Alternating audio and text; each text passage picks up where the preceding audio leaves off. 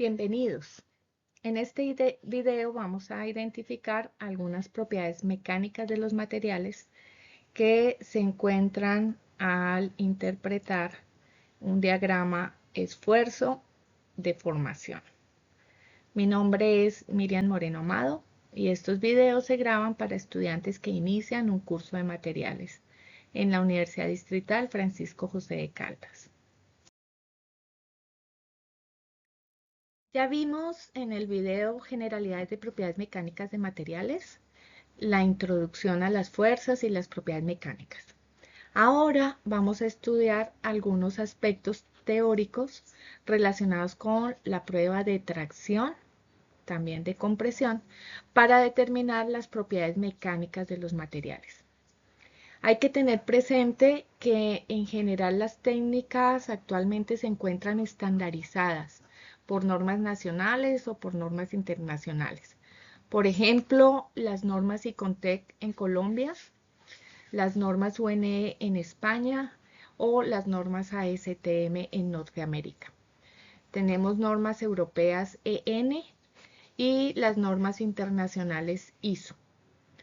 Aunque estas técnicas ya están estandarizadas, se basan en principios, teorías y leyes científicas de la física que vamos a presentar con las propiedades mecánicas de los materiales.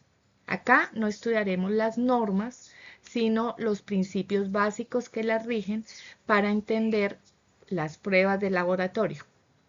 A continuación revisaremos algunos de estos principios. Este es un esquema de un equipo para la prueba de tracción que consiste básicamente en dos cabezales, un cabezal fijo, un cabezal móvil, que sujetan a la barra del material que se va a analizar. Esta barra se denomina la probeta. Por medio de un dispositivo se va a producir una carga o una fuerza axial o en la dirección del eje de la probeta. Esta fuerza va aumentando hasta deformar el material y lograr la rotura de este. El equipo debe tener un dispositivo que mida la fuerza o la carga y mida el desplazamiento, un extensiómetro, que va a medir la longitud en cada instante en que se aplica la fuerza. Los datos obtenidos se van a emplear para generar un diagrama esfuerzo-deformación. La probeta debe tener una forma específica, está diseñada de una forma específica que permita medir sus dimensiones iniciales, la longitud inicial y el diámetro si es cilíndrica o el espesor si ya tiene base cuadrada. Cuando la probeta se somete a la tracción, se van a registrar los datos que posteriormente se usan para hacer el diagrama esfuerzo-deformación, cuyo análisis nos va a conducir a identificar algunas de las propiedades mecánicas. Específicamente en una prueba como esta que se simuló acá de tracción, se observa cómo el material se alarga, pasando por un debilitamiento y llegar a la rotura del material. Esta información en el diagrama esfuerzo se va a registrar y posteriormente lo vamos a analizar. La gráfica va a relacionar la deformación que sufre el material con el esfuerzo cuando se ha aplicado una fuerza axial de tensión o de compresión. El esfuerzo sigma es la relación de la fuerza aplicada sobre el área transversal de la probeta y la deformación es la relación entre el alargamiento delta L sobre la longitud inicial L sub 0.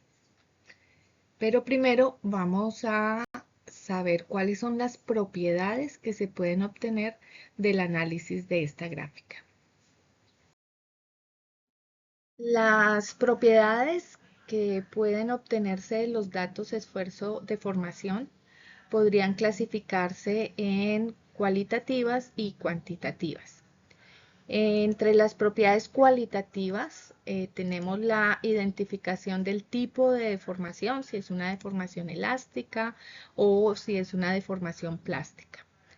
Podríamos identificar zonas, unas zonas perfectamente definidas en un diagrama esfuerzo de formación, como es la zona elástica, la zona de cedencia, de endurecimiento del material, de estricción, hasta llegar a la fractura con una técnica de tracción o de compresión del material. También podríamos identificar si el material es frágil o si el material es dúctil. Mientras que en las propiedades cualitativas podríamos obtener valores como es el módulo de elasticidad, eh, definido con una letra E mayúscula, el coeficiente de Poisson, que relaciona las deformaciones transversales y longitudinales. También muy útil para el diseño es encontrar el factor de seguridad, que es una relación entre la carga última y la carga permisible. Energías que se pueden hallar como área bajo la sección elástica, que sería la resiliencia, o el área bajo la sección plástica, que sería la tenacidad del material. Por último, tendríamos las resistencias. Resistencia a la tracción o resistencia última, la resistencia a la fluencia o el punto de cedencia y la resistencia a la fractura. Después de elaborar una gráfica esfuerzo sigma deformación épsilon, recordando que el esfuerzo es igual a la relación de fuerza sobre área y que la deformación es la variación de la longitud con respecto a la longitud inicial de la probeta. Se va a observar en general que existe una sección lineal que se denomina la zona elástica o zona de deformación elástica. Se caracteriza porque el material sufre la deformación cuando se aplica la fuerza, pero puede recobrar su condición inicial cuando se retira la fuerza que lo causa. La siguiente sección es esta sección curva que se denomina zona plástica. Es una deformación permanente del material o deformación plástica hasta llegar a la fractura. Nos vamos a centrar en la sección lineal. En la sección lineal para un comportamiento específico de un material que muestra esta relación matemática, podríamos usar la ecuación de la línea recta, y es igual a mx más b, donde y representa el esfuerzo, m es la pendiente de la línea. La pendiente para propiedades de materiales es el denominado módulo de elasticidad o módulo de Young. Es el módulo de elasticidad o módulo de Young. Elasticidad. Voy a escribir solamente el nombre Young. Listo, entonces el esfuerzo va a ser igual a ese módulo de elasticidad multiplicado por X, pero para nosotros X es la deformación, epsilon. Y en este caso, el material, si no se le aplica una fuerza, no se deforma, o sea que el corte va a ser 0. Quedamos con la ecuación sigma es igual a E módulo de elasticidad por epsilon, que es la deformación.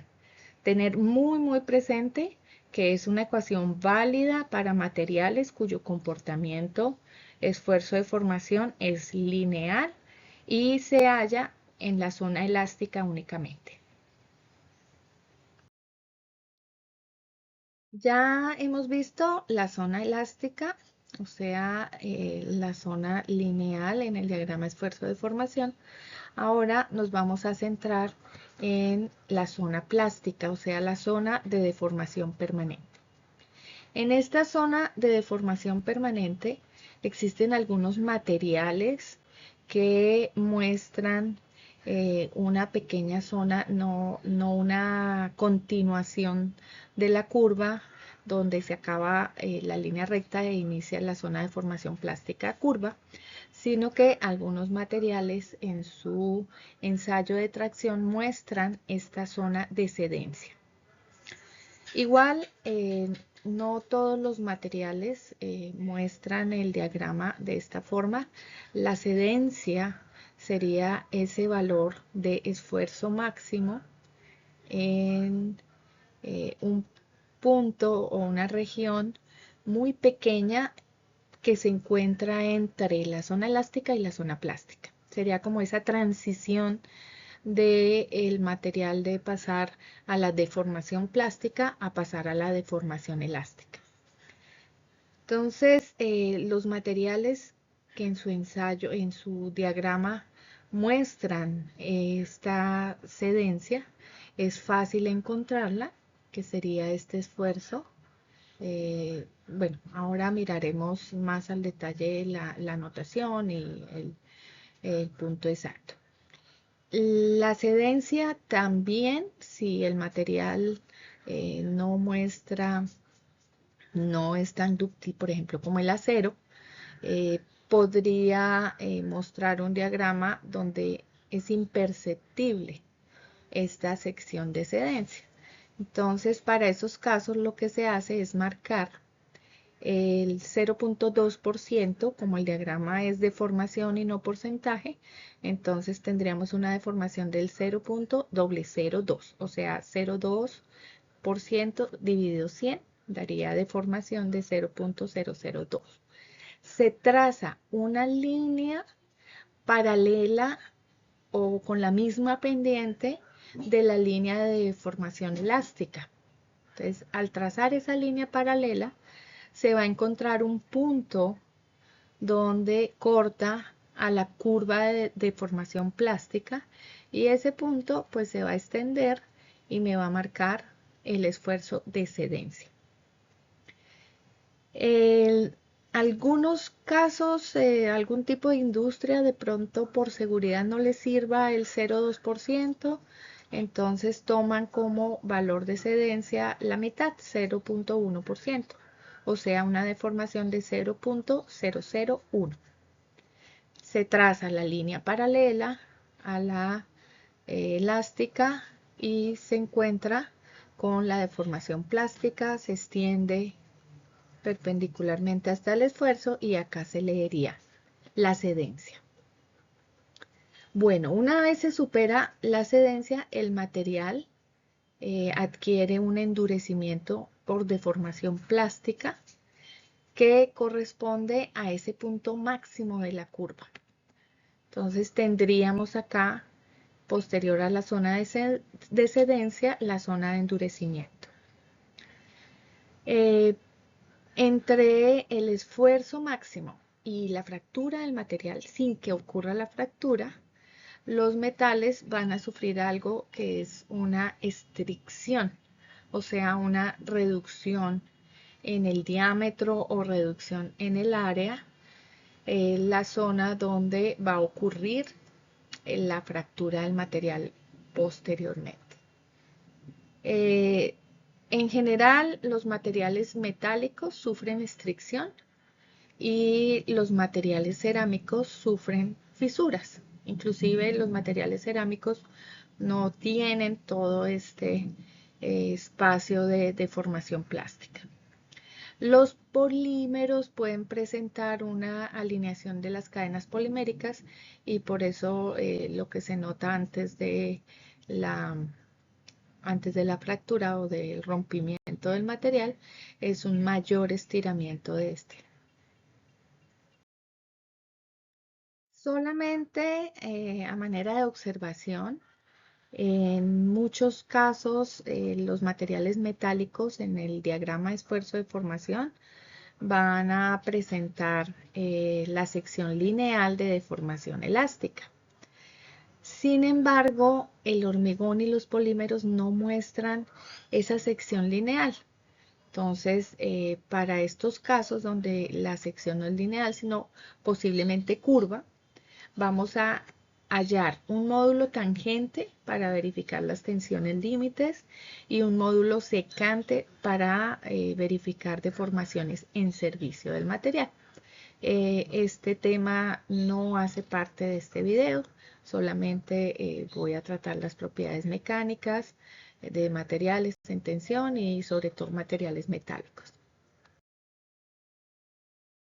Bien, con el diagrama esfuerzo-deformación se puede identificar si un material es frágil o si un material es dúctil de forma cualitativa solamente.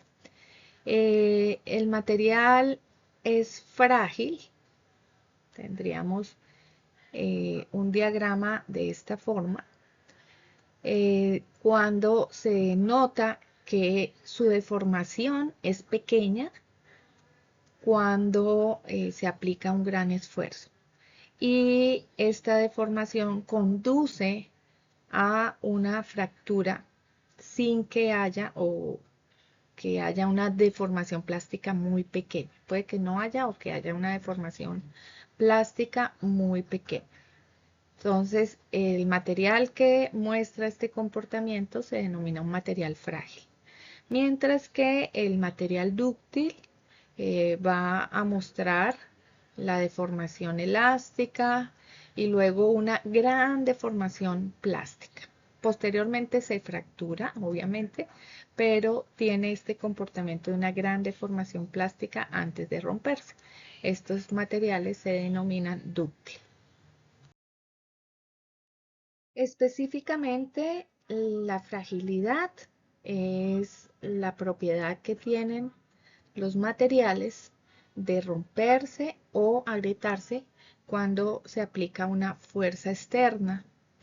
Estos materiales no sufren deformación plástica o sufren una deformación plástica insignificante. Ejemplos de materiales frágiles están los cerámicos, como el vidrio, el cemento, el hormigón, metales como el hierro fundido y materiales biológicos como la cáscara de huevo, la madera, los huesos. Por otro lado, la ductilidad, que es la propiedad física de los materiales asociada a su capacidad de deformación plástica, causada por fuerzas externas hasta llegar a la fractura. Una medida estándar de la ductilidad es el porcentaje de elongación, que se calcula como la diferencia o la variación de longitudes con respecto a la longitud inicial, y para tener un porcentaje lo multiplicamos por 100. También podemos calcular el porcentaje de reducción del área, que se calcula midiendo las dimensiones transversales para hallar el área inicial, luego las dimensiones al final para hallar el área final.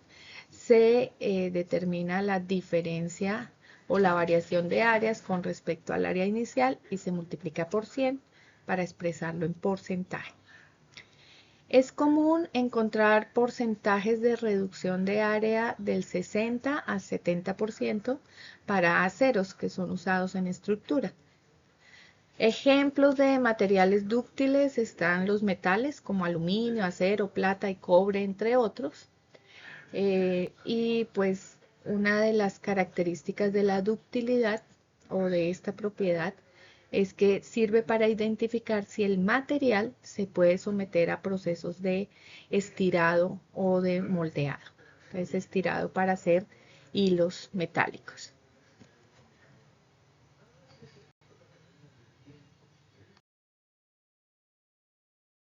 Bien, similar a la ductilidad, que se refiere a las fuerzas de tensión para obtener hilos o alambres, la maleabilidad es la capacidad de un material de deformarse por esfuerzos de compresión, sin romperse.